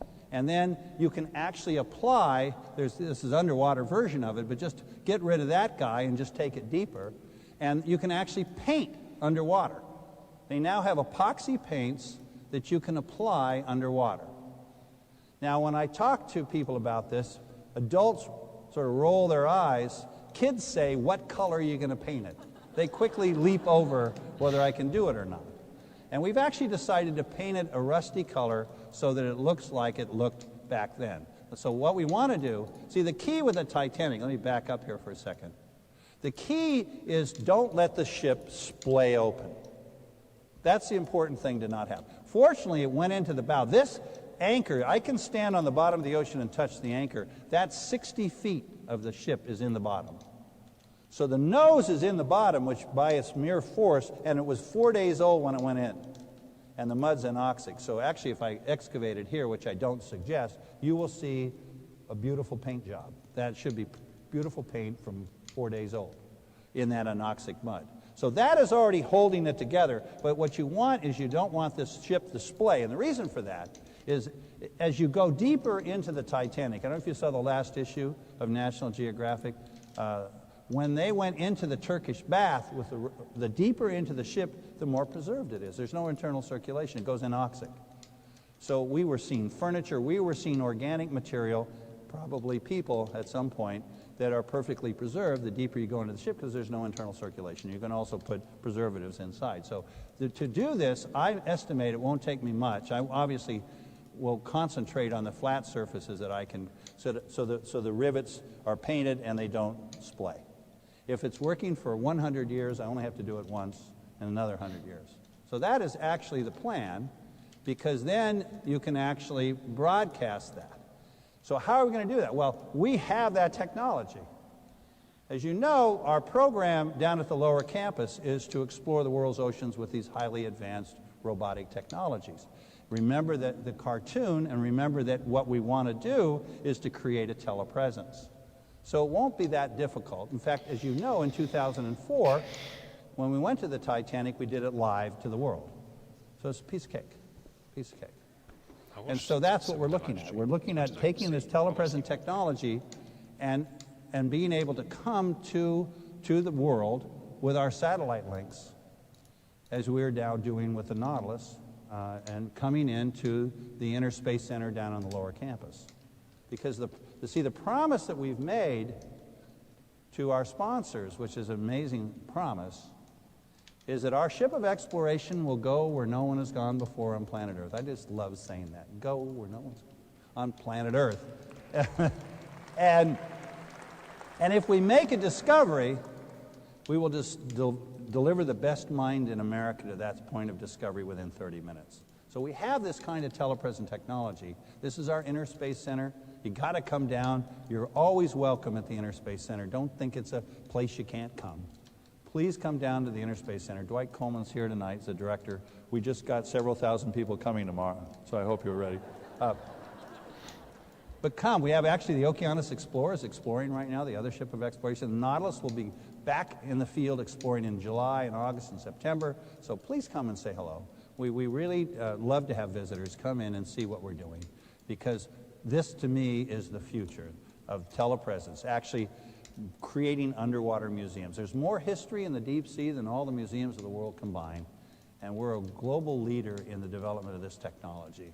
And this is what when we were doing it live in 2004 down the street at Mystic Aquarium, we were able to bring people in and actually do that kind of exploration. So this is not crazy.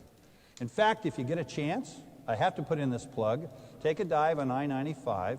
We just opened a wonderful exhibit center down at Mystic at the new Ocean Exploration Center. It's the largest tourist attraction in Connecticut, third largest in the state in New England, and we showcase our work from URI and the university at the Inner Space Center. It's a beautiful exhibit that just opened on the Titanic. That's cold to touch.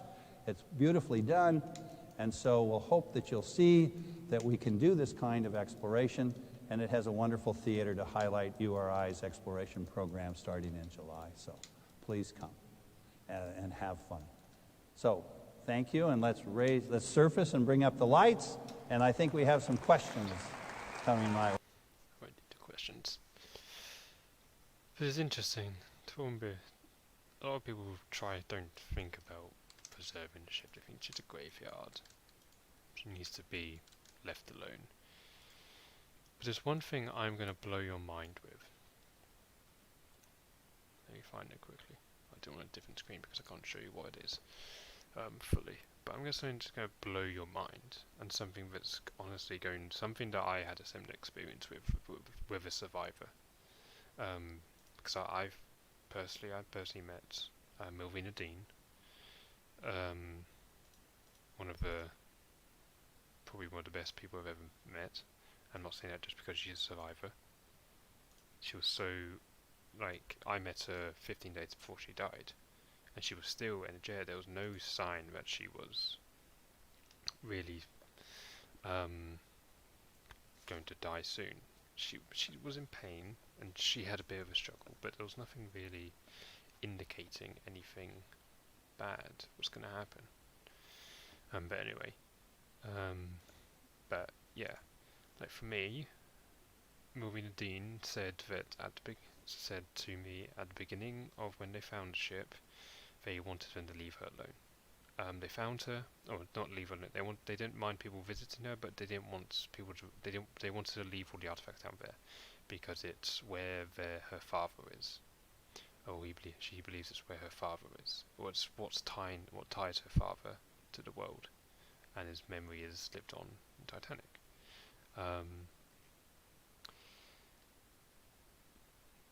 And she didn't want to have artifacts lifted. Let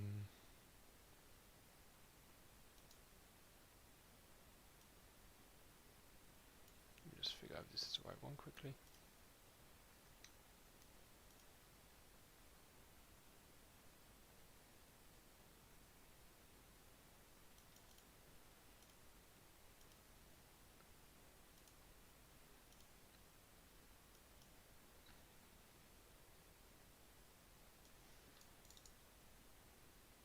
Yeah, and then eventually after a while, Milvina Dean saw some of the artifacts, held some of the artifacts, had the privilege of doing that, and she eventually decided that if she ever had an artifact of her father's, because every possession he had would have been on, or any possession that they had was on the ship, or personal possession at least, was on the ship, and if he had one of her items, she would feel at peace with the story. So and then after that she kind of got more developed, thought about it, and thought that she doesn't mind them preserving Titanic. She thinks that Titanic should be kept safe and kept protected and kept in good shape. But 11 years later, and we are ignoring that. We're ignoring their wishes. But this is something about Eva Hart, which I will show you.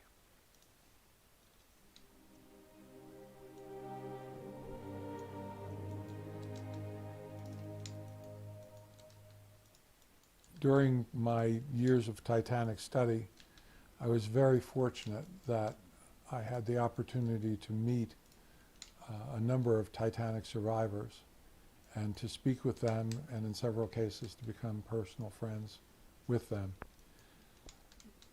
It's unfortunate that now they're all gone, because new generations will never know what it's like to sit with someone who has been through an event like that and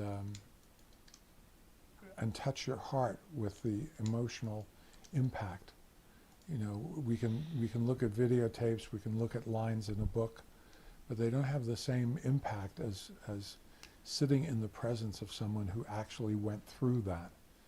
And I think of all the different survivors that I met, the one that perhaps was the most well-spoken and almost poetic in the way she described things was Eva Hart. Eva was on the Titanic with her mother and father. At the time she was 7 years old. They were traveling to Winnipeg in Canada, where her father hoped to find good employment. Tragically, Eva's father was lost in the disaster. I first met Eva in 1977 at a convention, and she was a very sprightly, energetic woman. She had an interest in almost everything. She was beautifully spoken. She chose her words well, and there was almost an authority behind what she would say. I mean, after all, she was there and witnessed what no 7-year-old child should be asked to witness, namely the death of her father on board Titanic. Eva was, I think, a very strong and caring person. She never married. She remained a spinster until her passing. But she really enjoyed being with people. She related very well to people. And I think we should all be grateful for the fact that there are a number of interviews that she did in the late 1980s and early 1990s that at least allow us to hear the words of an actual survivor. She came through the disaster, having lost her father, very profoundly touched by the events of that night. I can remember a visit that she and I made to Stuttgart in Germany in 1981 or so. We had been asked to do a television program, and she and I were sitting side by side in the television studio, and in back of us there was a large projection screen where the producers of the program were showing scenes from the movie A Night to Remember without any sound, just the visuals. And all of a sudden, Eva, out of the corner of her eye, spotted a scene of the Titanic sinking. And she turned away from me, and I said to her, "Eva, what's wrong?" And she said, "I cannot bear to look at any picture of the Titanic sinking because it reminds me of the night my father died." And, you know, to think that here we were more than 65 years later, and Titanic was still touching her in this profoundly emotional way, really brought home the fact that surviving Titanic was a lifelong journey in terms of coping with the unimaginable and coping with, in her case, tremendous personal tragedy. About 4 months before Eva passed, I visited her in Britain. I could see that she was beginning to fail. Health issues were beginning to overcome her. And I had a sense, although I didn't voice it, that that was probably going to be our last meeting. And so it was a very sad one for me, internally at least. And I forget how it came around, but we started talking about the artifacts. And, you know, various people who had been involved with the recovery of the artifacts had contacted Eva and had spoken with her, and up until the very end, she was quite adamant that, in her view, this was something bordering on sacrilege to touch anything from that ocean floor. And when I sat down with her, I could see that she was in pain. I could see that she was tiring. But somehow the conversation came around to the artifacts. And I am the only person who ever heard this, so you simply have to take my word for it. We talked about the artifacts and how they were educating children around the world and drawing attention to the human beings who were on board Titanic, not the ship, but the people. And I said to her, "Eva, you know, someday there will come a time when there are no Titanic survivors left in our world, and the artifacts will be the only way to personify the men, women, and children on that ship to a new generation." And I said, if the Titanic is not to be forgotten, then the artifacts are what will be speaking to new generations and evoking in them memories of people, including your father. And I could see that she was struggling with that. And after a pause, she said to me, "Charles, you know, you're right. That will be the teacher of these young people after we're all gone." And that was the only time she ever said it. She never said it publicly. You have only my word for it that she said it, but said it she did.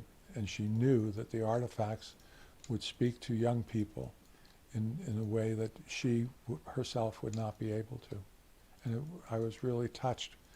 She was a very, very sharp, intelligent woman, and I think she realized that nothing lives forever, no one lives forever, and she saw the need for there to be a means of continuing the story of Titanic and especially the people on that ship, including her father. So I left there very reflective of the fact that here is a woman of very, very great principles who was willing to change her mind in the face of the finality of her own death and the need to reach generations beyond hers. And I was quite touched by that. And as I walked towards the train to take me back into central London, there were tears coming down my cheek.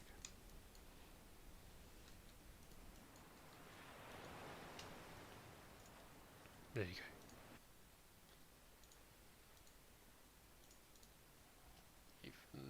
Even one of the most predominant survivors believes that Titanic's artifacts needed to be saved and recovered. Someone with such pristine, such voice in the disaster, someone who lost someone to the ship. I don't think her father's body was ever recovered. There's been no artifacts discovered and raised from him I'm aware of. I'm pretty sure there's not. And so we have really that's kind of the reason why do we need to do it. Well, because Titanic's not going to live forever. At least her legacy will go on. But she will just be a page in soon she'll just be a page in a history book. I always like to say that Titanic's story will end once the wreck is destroyed. And it's just hard to think about because I've loved the ship since I was 9 years old. No, 8 years old, sorry, coming up to 8 years old. I was 7 when I discovered the ship. And I do remember the first time I saw the wreck. I remember how distraught I was, how devastated I was. I discovered the wreck quite late. Somehow I saw this thing very late. Don't know why. I just did.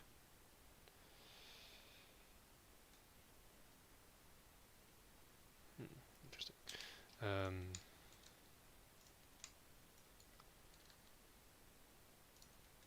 And yeah, the artifacts will remember Titanic.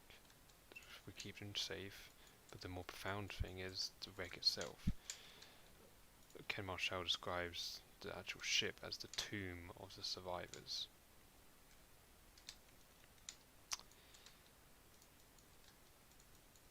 And it's very testament to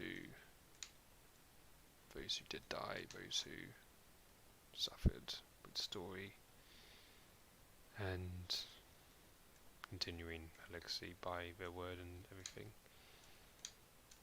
And yet we still just don't care. I don't think many people care. I'm probably wrong, but I just don't think people care. I think they just think Titanic's going to go, we need to leave her alone so she can basically rest by herself, and my kind of response to that is then just go away. You obviously don't care.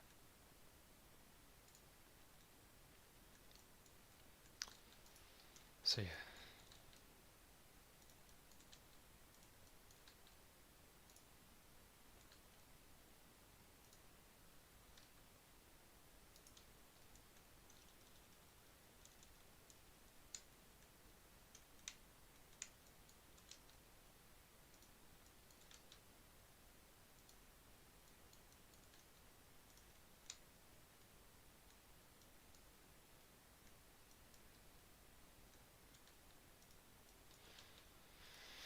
yes, I'm trying to say this to I made 0x reference filter if I want that method again. The new words folder. Blah, blah, blah, blah. I've got to say, gave Blender a go, and I'll see you in DMs. Yeah, you can.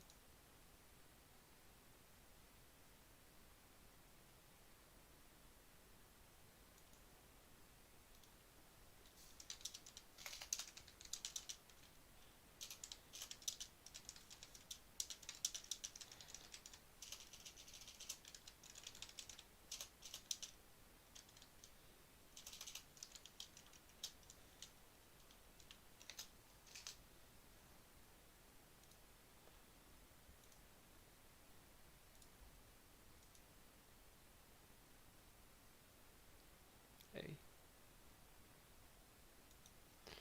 What? My first ever Blender creation. I know it's rough, but making an air bully in Blender. That does not look like Blender. I guess it's not, but I guess it's a Roblox. Okay, I see. Okay, interesting. Cool.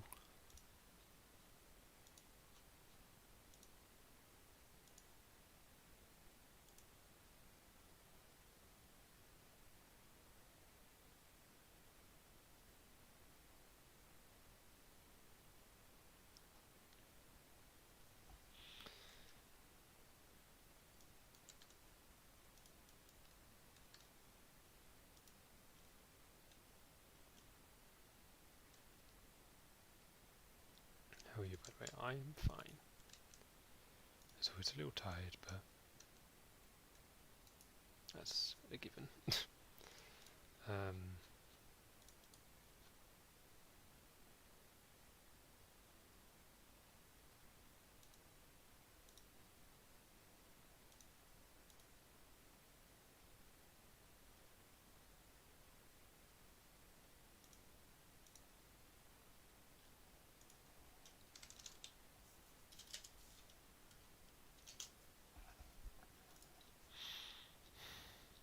apparently I need to check something in off topic.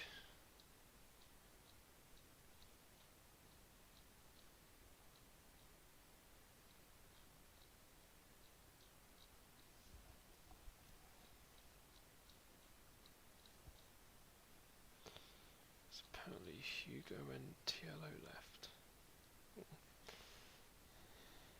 But yes, TLO.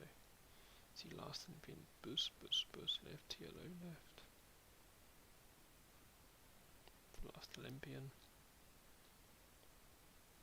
And Hugo left at some point.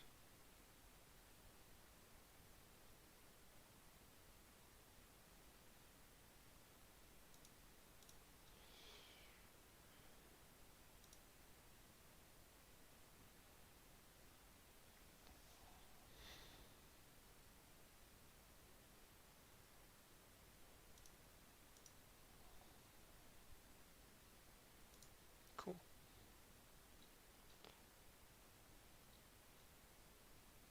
Okay, those two left. Interesting.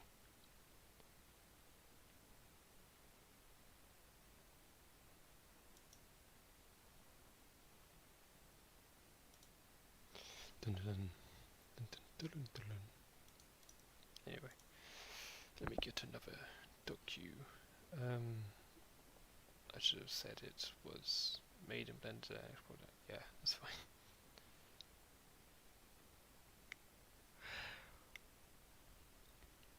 Let me see if we can find one.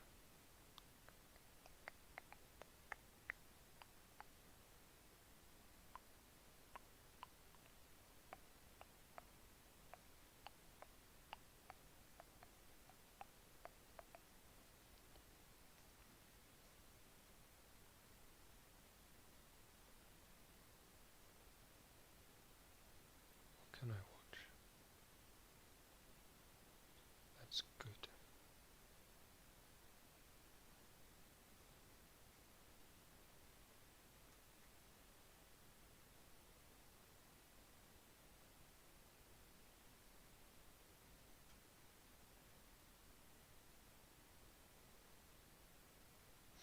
Nothing it seems. That's don't you can go. I don't mind. Nothing wrong with it. I'll continue listening to this because that sounds quite cool.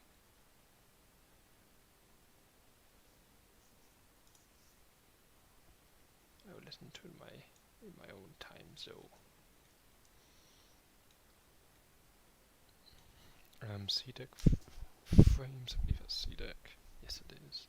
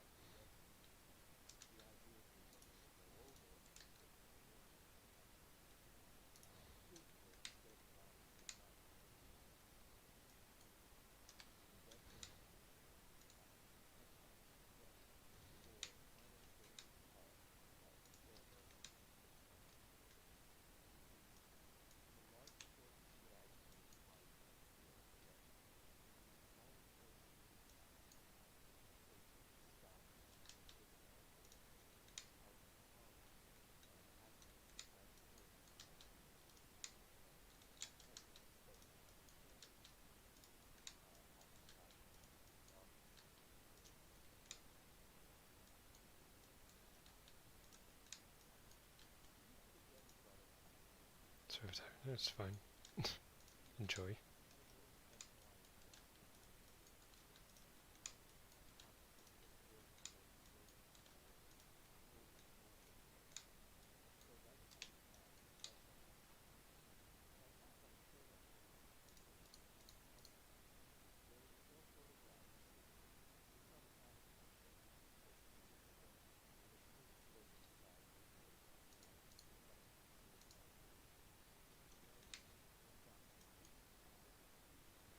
Finish those lines now.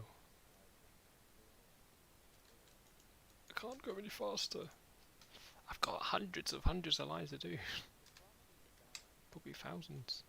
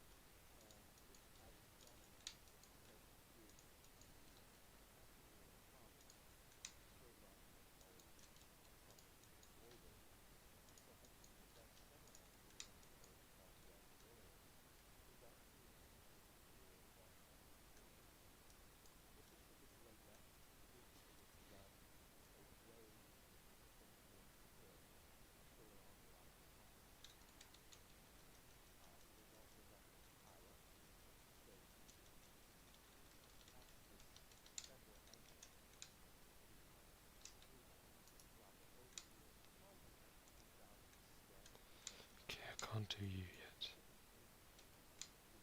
I need to do B-Deck first. But B-Deck is done, so it's good.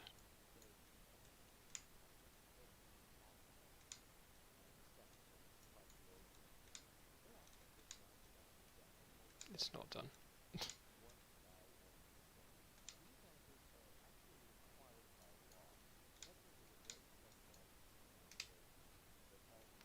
Your ground Mr. Shit.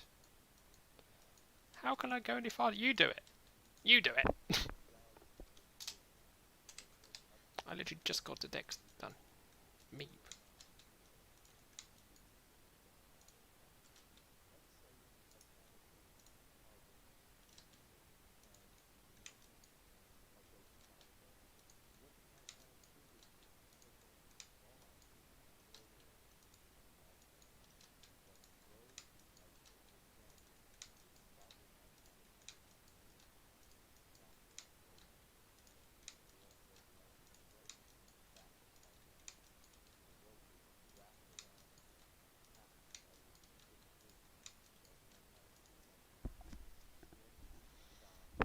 Who's DMing me?